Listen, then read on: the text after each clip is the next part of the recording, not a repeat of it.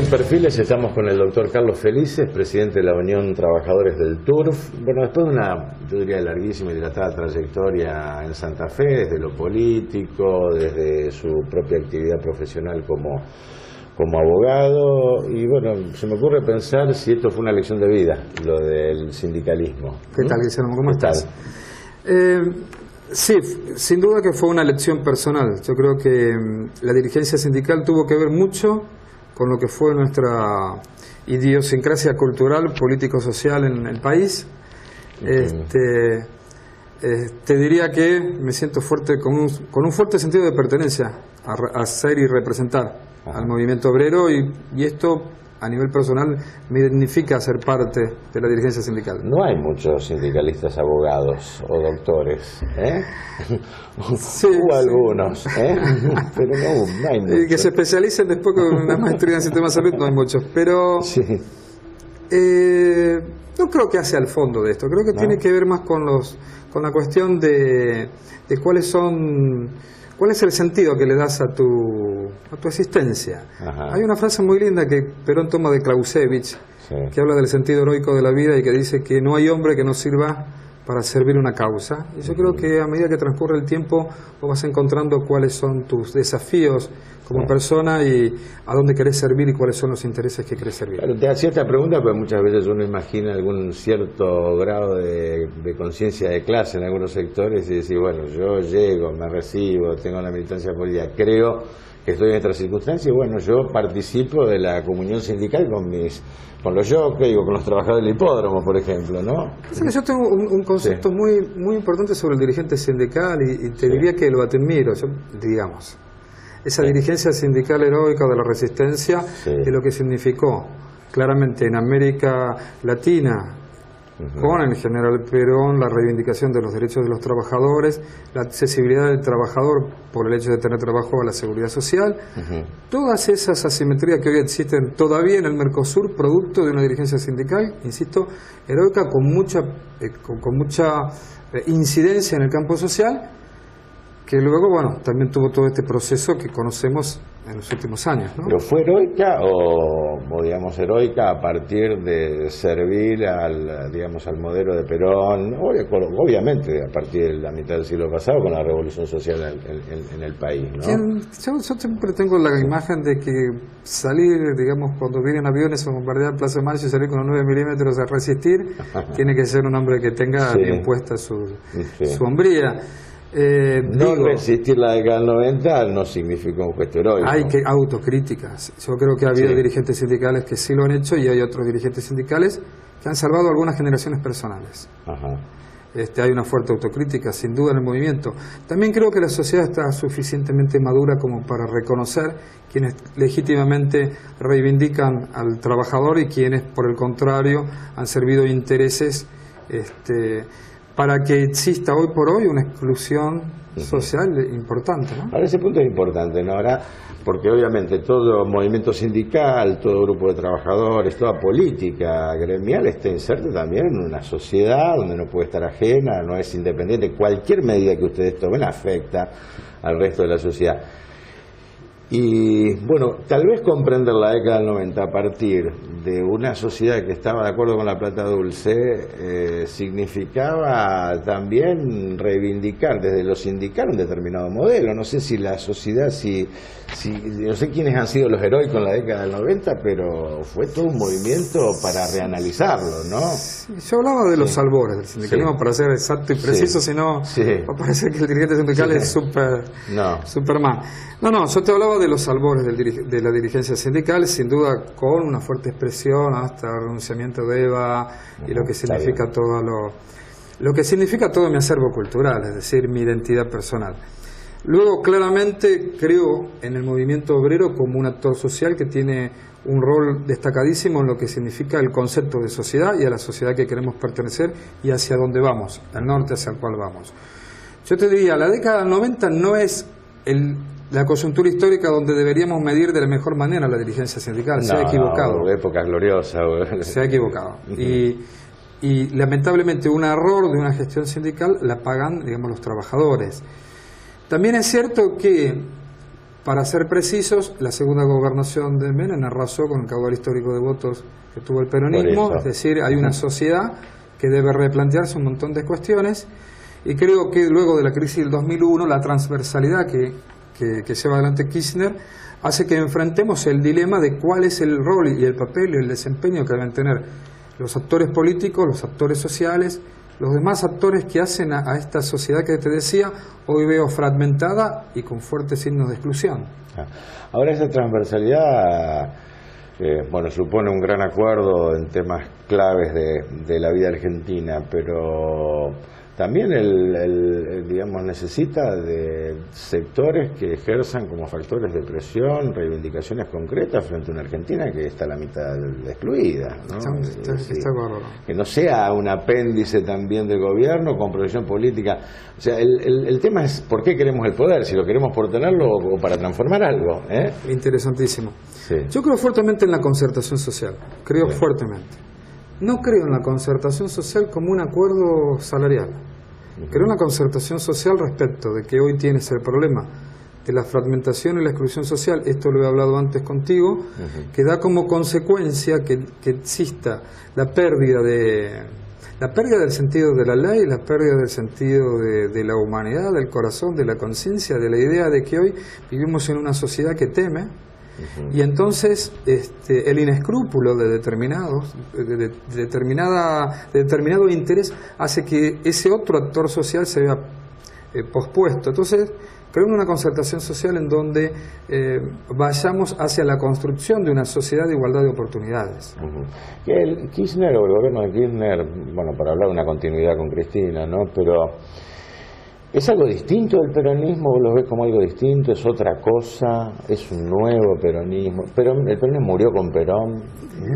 Yo no soy tal vez la persona más indicada para hablar de esto, y lo hablo desde mi pertenencia y reivindico mi pertenencia como peronista y como dirigente sindical. Sí.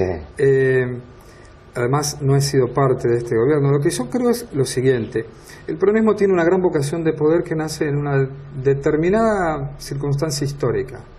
A partir de su origen puede ser conceptuado de una manera u otra, de derecha o de izquierda, según quien lo analice con la óptica y el lente que quiera observarlo. Sí.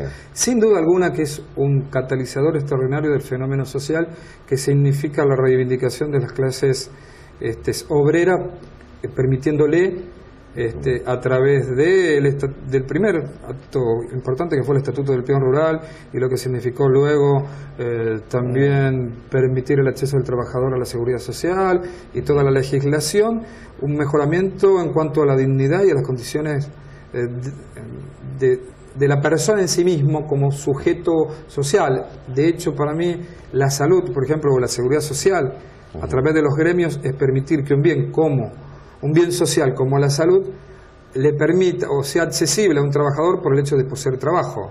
Sí. Es decir, esto creo que es lo que ha incidido el peronismo. Si tú me preguntas hoy por hoy qué ocurre, si Kirchner es peronista o no, yo creo que Kirchner es fuertemente peronista de los pragmáticos. Creo que el peronismo es un movimiento pragmático, y lo que podríamos discutir o no, o debatir o no, es respecto de los postulados filosóficos que hacen al dogma justicialista. En el fondo, ser peronista para mí es el fuerte contenido de lo que es la justicia social, y creo que estos digamos desafíos Kirchner busca con su gobierno tratar de satisfacerlos. Es decir, o sea, vos ves un peronismo de Perón, digamos, lo que pueda ser simbólico también del peronismo con posterioridad, que puede ser, pero no puede ser López Rega, puede ser Kirchner, puede ser Menem, puede ser... ¿Qué temazo me pones? Eso puede ser, o no. Hay una frase, hay un tema que siempre lo debatí hasta como tesis, que es, el primero que expresa peronismo sin Perón es una frase de Bandor que le cuesta luego la vida. La vida le cuesta a Bandor, y se lo interpreta inadecuadamente. Peronismo sin Perón era precisamente la carencia de un líder carismático y fuerte, discutir hacia dónde iba el dogma peronista y los principios y postulados del peronismo. Yo te diría, hoy podría hablar de justicialismo o podría hablar de peronismo. Si hablamos de peronismo, estamos hablando fuertemente de un hombre que impregnó su causa con un liderazgo que es difícil de emular y de reemplazar, obviamente, al ser una cuestión, siempre los sismos son cuestiones que están allegadas más a las personalidades. Difícil igualdad con la herencia, difícil dimensionar la herencia de un liderazgo tan fuerte, ¿no? Hoy tenés una fuerte discusión respecto de cuál es el papel de los partidos políticos, tanto dentro del peronismo como del radicalismo, que han sido en esencia los partidos gobernantes. Creo que la sociedad enfrenta un montón de paradigmas y desafíos nuevos. No sé si los postulados de siempre van a permitir afrontar estos desafíos. Me parece que hay que volver a redimensionar o a reconceptualizar algunos postulados que tomamos como ciertos y volver a discutirlos. Yo creo que, por ejemplo, uno de los temas que hemos discutido nosotros, principalmente, sabes que la obra social que presido ha tenido un fuerte crecimiento en lo que ha sido la desregulación, fue precisamente el derecho y la libertad que tiene cualquier ciudadano y persona a tener el derecho a la libertad de optar por qué sistema elegir.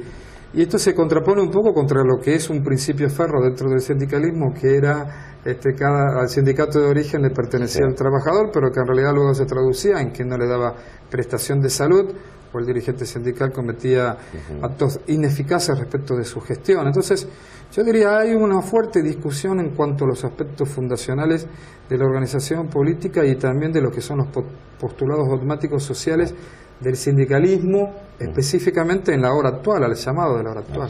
Bueno, casualmente lo que vamos a hablar en el próximo bloque, vamos a hacer una pequeña pausa. Yo diría el rol del sindicalismo en la actualidad en la propia concertación y más allá del reclamo salarial, decir cómo hoy puede funcionar desde un sindicato, una obra social, una mutual, por ejemplo, una cooperativa, entidades que en su momento también estuvieron casi en épocas de extinción y hoy parece tener un reverdecer en este tema, por lo menos uno ve que hay un resurgimiento de todo este tipo de cuestiones asociativas, ¿no? Sí. Bueno, enseguida, una pausa, enseguida regresamos.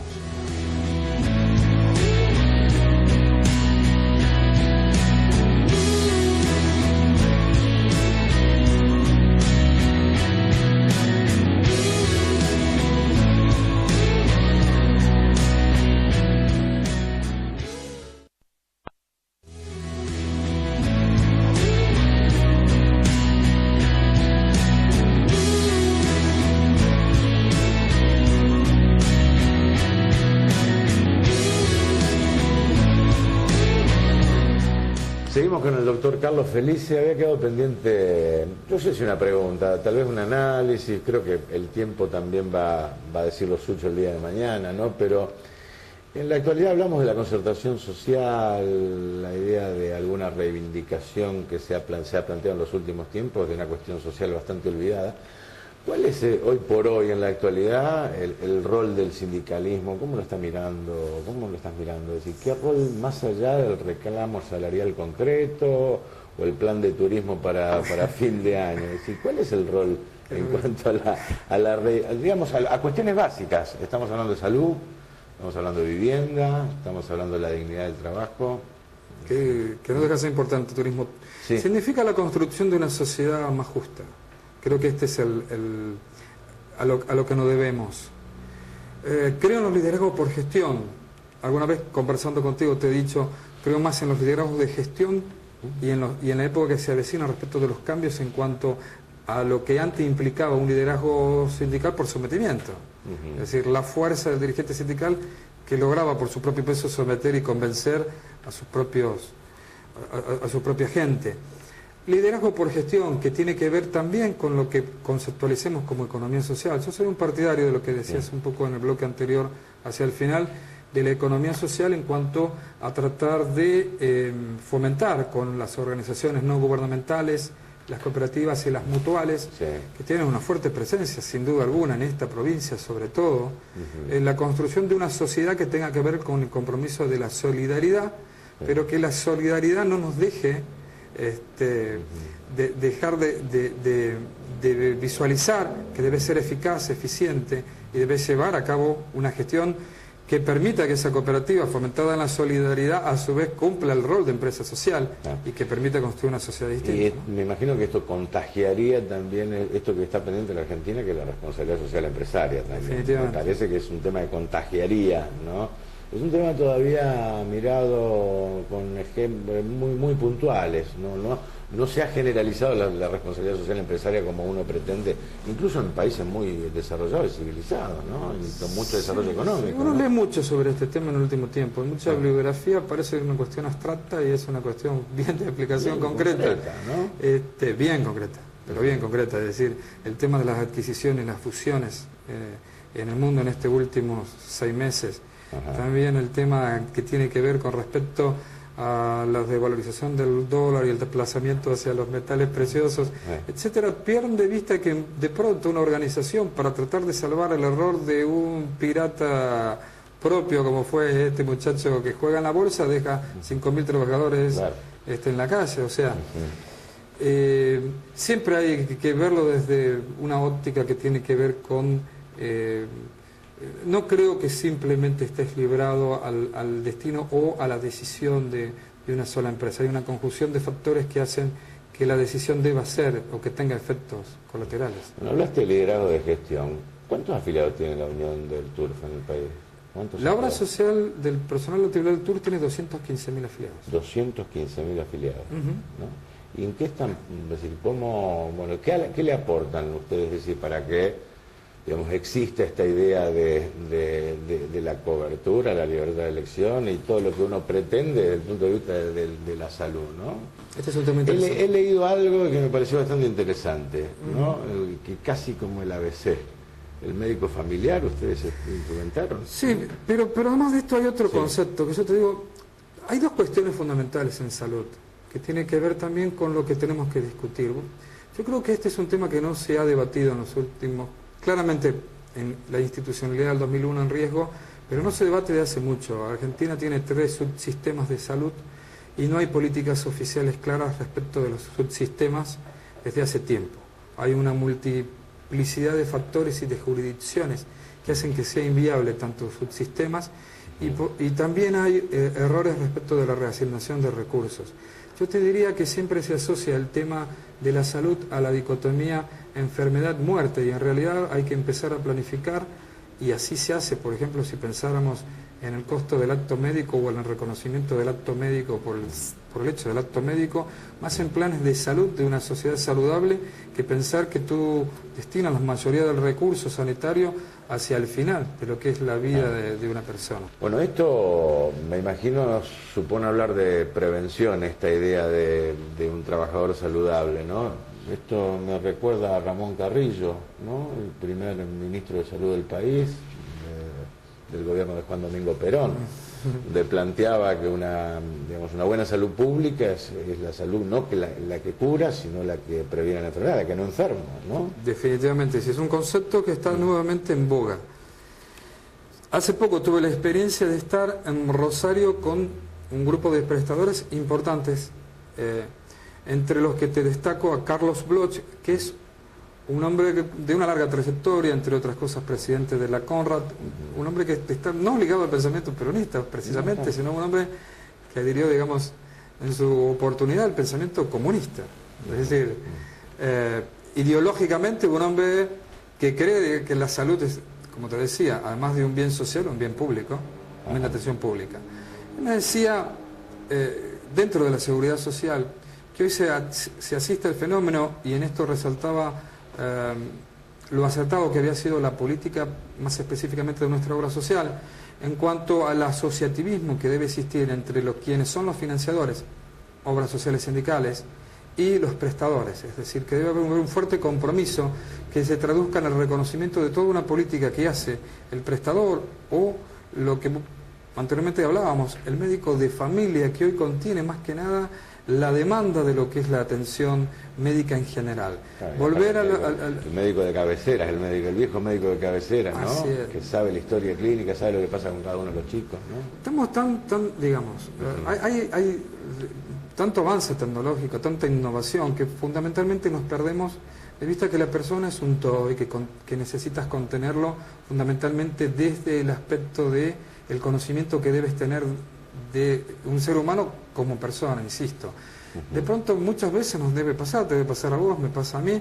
En el médico no solamente buscas la cura de la enfermedad, sino que también te tranquilice respecto de cuando un familiar está enfermo, toda esa sabiduría que antes sabían expresar para determinar la gravedad o no de la enfermedad, o de qué manera nosotros podemos generar, digamos, una conducta distinta para que esa enfermedad que tal vez es incipiente se mejore, se cure, o cómo afrontarla. Entonces, yo creo que hay que replantear todo lo que implica el desafío de generar políticas de prevención, ya no solamente en lo que es la atención primaria de salud, sino de generar una conciencia de una política de salud saludable. ¿Qué quiero decir con esto?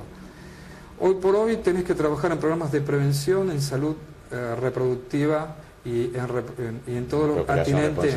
Procreación responsable, sin duda alguna. Sin duda alguna. Tienes que trabajar... No hay ningún prejuicio.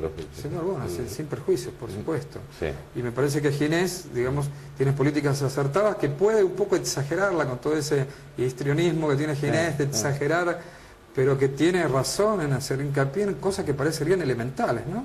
Distribución de profilácticos en el Rosedal de Palermo. Es una política de salud. Sin duda que el impacto que genera en la difusión del medio es la política de salud. ¿Qué quiero decirte con esto?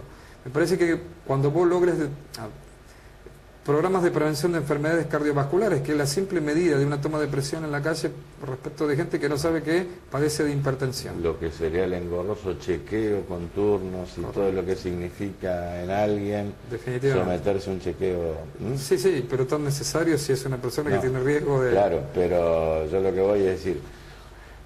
algo muy distinto, generalmente uno va al chequeo cuando tiene algún problema.